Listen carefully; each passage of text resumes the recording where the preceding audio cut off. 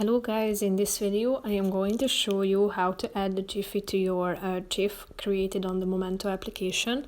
But first I just want to mention, don't forget to subscribe to my channel, because at 10,000 subscribers I am going to show you my whole YouTube revenue statistics and growth strategy, how to make money online. So let's jump into it. First of all, open the application on your phone.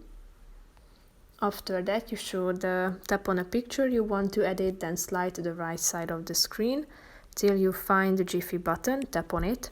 And here you can search for a GIF by typing in a keyword, and you are going to find all of the relevant results, but you can also browse among the most popular ones. So tap on a GIF that you want to add,